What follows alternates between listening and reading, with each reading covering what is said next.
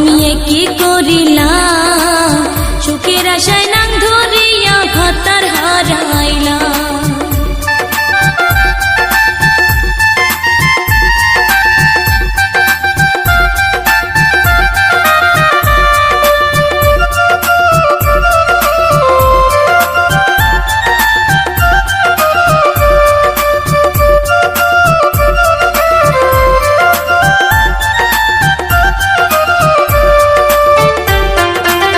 টাকার লোভ দেখায়া নাঙ্গে নীলা করলো আমার সঙ্গে, ইজ্জত মাইরা দিল সাইরা ওরে কি এখন।